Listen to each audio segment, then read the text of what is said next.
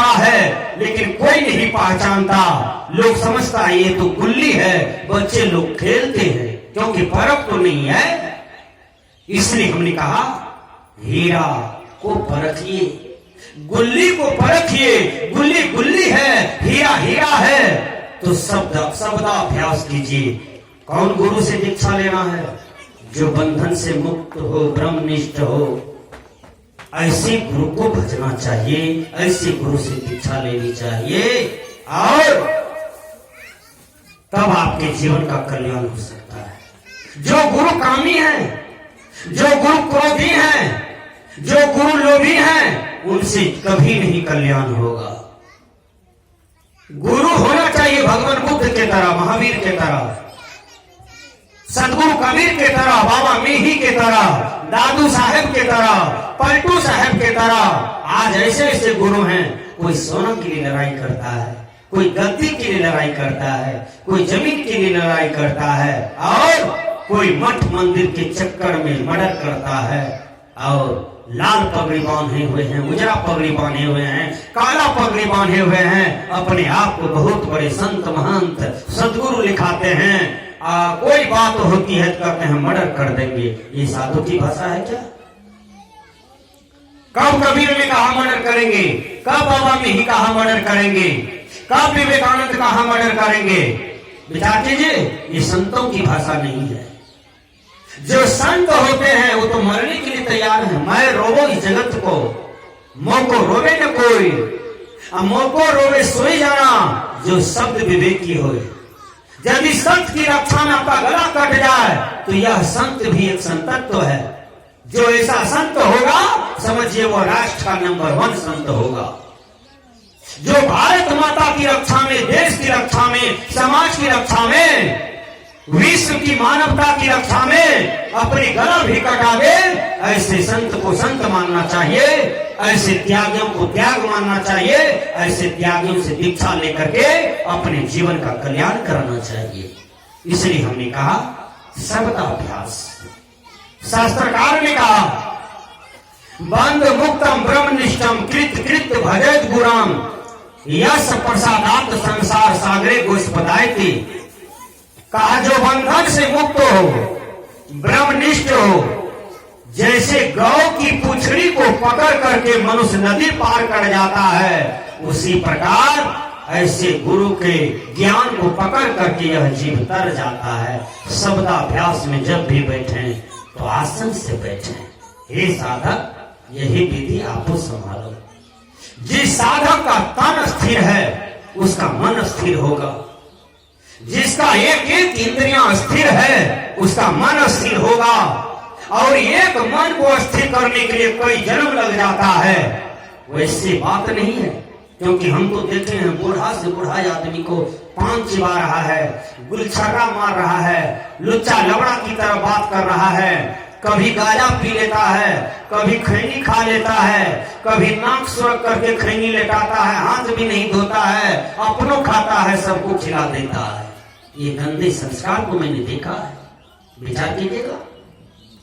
बूढ़ा हो गया है, छोटे छोटे बच्चा से लड़ जाता है, मां लगा के गाली देता है, आज मरने वाला है, कभी राम नहीं बोलते हैं, कभी कृष्ण का नाम नहीं लेते हैं, कभी भगवान का नाम नहीं लेते हैं, एक स्तुति विनती सब संतन की बड़ी बड़ियाई नहीं जानता है, लेकिन जिंदगी भर बेटी लगा के गाली बकता है, माँ लगा के गाली बकता है, बाप लगा के गाली बकता है, और ऐसे संस्कार में जीते जीते मर जाता है। ये आदमी मरेगा तो कहाँ जन्म लेगा? घोड़ा में जाएगा, गधा में जाएगा, ऊंट में जाएगा। विचार कीजिए। आवागमन सम दुख न दूजा, इसके निवारण के लिए प्रभु भक्ति करनी चाहिए। तो वो प्रभु ऊपर वाला नहीं है, ऊपर में कोई प्रभु आज तक नहीं है। ये संसार के लोगों में एक भ्रम है कि ऊपर वाला कहाँ है? ऊपर वाला किसी ने ऊपर वाले को देखा? बाबा में ही कहते हैं नीचे वाला, कबीर साहब कहते हैं नीचे वाला, बुद्ध ने कहा नीचे वाला, या हम कहते हैं ऊपर वाला। ऊपर वाला एक हवा बना दिया है संसार में लोग। ऊपर वाला यदि ऊपर में बिल्डिंग बना के रहता तो उसका सब चीज स्पष्ट क्लियर रूप में रहता, अरे बिल्डिंग बनाने के लिए पिलर चाहिए, धरती चाहिए, एक अस्तबद्ध चाहिए, जगह चाहिए, लेकिन वो सब तो कहीं कुछ नहीं है। झूठे ऊपर वाला और मचा दिया है, ऊपर में आज तक कहीं कुछ नहीं है। विज्ञान इसका समर्थन करता है। यदि आप ऊपर की तरफ रिसर्च करते हैं तो सबसे पहले पहाड़ दिखाई पड़ता है ऊपर में, उसके ऊपर में बादल दिखाई पड़ता है, उसके ऊपर में चंद्रमा दिखाई पड़ता है, उसके ऊपर में सूरज दिखाई पड़ता है, उसके ऊपर में तारा दिखाई पड़ता है, और तारे के ऊपर में शून्यकार है। आज तक किसी को कुछ नहीं दिखाई पड़ा। इसलिए झूठे मत प्रचार कीजिए। ऊपर वाला एक हवा दिमाग में बन गया है, ऊपर वाला। बाबा मिही कहते हैं, निज तन में खोज सज्जन, बाहर न खोजना। बाहर शब्द जब जैसे आया तो ऊपर वाला कट गया। गाछ, पेड़, पौधा, कंकर, पत्थर, मिट्टी सब कट जाता है। बाहर न खोजना, अपने ही घट में हरी है, अपने में खोजना। बोली नीचे की तरफ आगे के लिए बाबा जी। सदगुरु कबीर ने कहा, मोको कहां ढूंढे बंदे, मैं तो तेरे पास में। भजन में आप लोग बराबर गाते हैं, माया लोग भी गाती है, घट ही में राम खोजे छकिया किया ने। जैसे मेहंदी में लाली छिपतु है, बिना रे पिसने मिले छकिया किया ने। जैसे दूध में घी बसतु है, बिना रे पेरने मिले छकिया किया ने। बिल्कुल स्पष्ट बात है संत महापुरुष का। फिर भी आप लोग भटक रहे हैं, फिर भी जहां तहां भटक रहे हैं। आत्मज्ञान बिना नर भटके, कोई मथुरा कोई काशी। आत्मज्ञान के बिना यह संसार भटक रहा है, मथुरा में काशी में भटक रहा है। एक लड़का ससुराल से आ रहा था, ध्यान से सुनिए। थक गया, पैदल आ रहा था। एक वृक्ष के पास लड़का बैठ जाता है। हवा चली, गर्मी का दिन था। लड़का वहां जाता है, आधा घंटा सोया, फिर आंख खुलता है। आंख जब खुला तो उस लड़का का नजर आईना पर पड़ता है। माताएं लोग शादी नहीं करती है बाल बच्चे का, तो पीपल गाछ के पास धागा लपेटती है। देखिए गीत गाती है मैया लोग, हैं बेटा का ब्याह में, बेटी के ब्याह में गीत गाते हैं ना आप लोग। अभी एक दो भजन कहेंगे गाने के लिए तो गा दोगे, कोई गाओगे। अब ब्याह में दही बुनिया खा करके इतना गाली देते हैं बरतिया को कि बरतिया बेचारा आधो घंटा नहीं टिकता है, भाग जाता है अपना घर। ब्याह का गीत आप जानते हैं, ननद के झोटा पकड़ करके उठा के बजा करके भाभी को मारने में, सास को मारने में सब होता है, परसिया को मारने में सब होता है। लेकिन भजन कहेंगे पदावली से गाइए, यह नहीं होता है। यही आश्चर्य है। गाली एक टोकरी जानते हैं, गाली एक बाल्टी याद करके आए हैं कि जैसे से सोनापुर में तो के गुरु जीते देवे झगड़ा में, ये सब आता है। लेकिन सत्य बात कहने के लिए, सत्य बात गाने के लिए बहुत कम आता है, बहुत कम जो आता है। इसलिए व्यवस्था बिगड़ी हुई है। वो लड़का जब उठा न पीपल गाछ के पास से, तो उसका नजर पड़ता है एक आईना पर। माताएं लोग आईना चढ़ा दिया था, पता नहीं कौन देवता को आईना चाहिए, आईना भी चढ़ा दिया था धागा के साथ। वो लड़का बाप जिंदगी में कभी आईना नहीं देखा था। लड़का धूप में आईना छटक रहा था, फौस मार रहा था।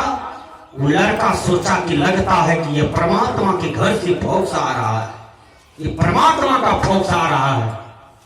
वो लड़का चुपे चाप आईना को प्रणाम करके गमछी के तौर में चपोत करके ले लिया, जा करके बक्सा में रख दिया।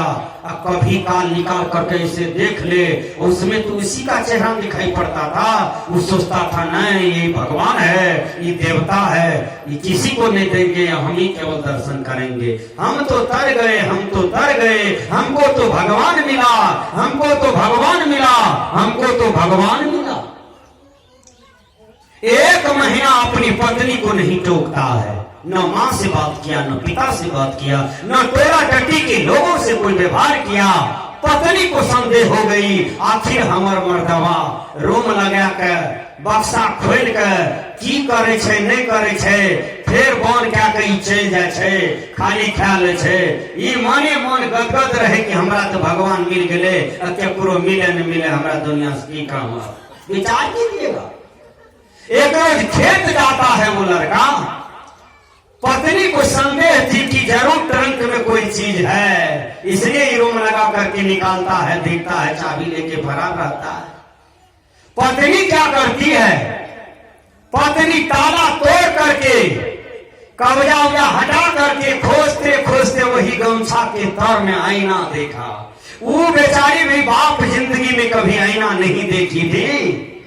जब आईना को हाथ में लेती है तो उसको अपना चेहरा दिखाई पड़ा। वो कहती है माई रे माई रे माई रे माई, हाँ माई रे माई। माई दौड़ करके आती है, कहा क्या हुआ बेटी, करके तोहर बेटा तो दोसर ब्याह क्या कला गया है, या देखा 1 महीना से नहीं सवरा नहीं टोके चाले रहे। विचार कीजिएगा, ओ सास को देती है आईना, वो बुढ़िया मैं भी जिंदगी में बाप जिंदगी में कभी आईना नहीं देखी थी। वो बुढ़िया जब आईना हाथ में लेती है तो उसको चेहरा दिखाई पड़ा अपना, तो वो बुढ़िया कहती है रे छोरवा रे छोरवा।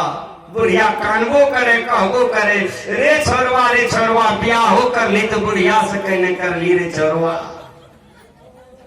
अब विचार करना होगा, दोनों सास पुत्र रोते रोते चली जाती है बूढ़ा बाबा के पास। बूढ़ा बाबा आसन लगाए था बैठक में। वो बूढ़ा भी बाप जिंदगी में ना नहीं देखा था।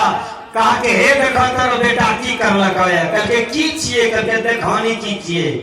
एना के बुढ़वा लेके एना के देखे छे तो हो बा, देखे छे दाढ़ी छे मोछ छे, कहे कि रे छोरवा बियाह हो कर ली तो मोछ वाला कथी कर ली रे छोरवा, तोरा जवन का यार नहीं मिले रहो रे छोरवा। बुढ़ो खूब काने। इंग्लिश के विद्वान ने कहा happiness is purely A subjective thing. मनुष्य को बाह्य विषयों से लौटना चाहिए, उन्हें अंतर्मुखी होना चाहिए। इसलिए ऊपर में कोई परमात्मा नहीं है, परमात्मा है तो आपके अंदर है। उसको ध्यान अभ्यास से अनुभव करने की चीज है। और मुक्त होना चाहते हैं तो विषय का भोग का ये छिलका हटाइए, आप मुक्त हो जाएंगे। इसके लिए ध्यान अभ्यास करना पड़ता है। हमने कहा ध्यान का मतलब होता है ध्येय मतलब लक्ष्य, ज्ञान मतलब चलना। ध्येय मतलब लक्ष्य, ज्ञान मतलब चलना। जो अपने लक्ष्य की ओर चलता हो उसी को ध्यान कहा जाता है। ध्यान शब्द का अर्थ होता है अपने आप में उतर करके अपने को देखना, अपने आप में उतर करके अपने को जानना, अपने आप में उतर करके अपने को अनुभव करना, रिसर्च करना, इसी को ध्यान कहा जाता है। सबसे पहले आपको यह जानना होगा क्या मैं मर्द हूं, क्या मैं स्त्री हूं, क्या मैं यादव हूं, क्या मैं सिंह जी हूं, क्या मैं पासवान जी हूं, क्या मैं हाड़ हड्डी हूं। नहीं, ये सारे प्राकृतिक बंधन विकार हैं। ये सब आप कुछ नहीं है, आप शुद्ध चेतन आत्मा है।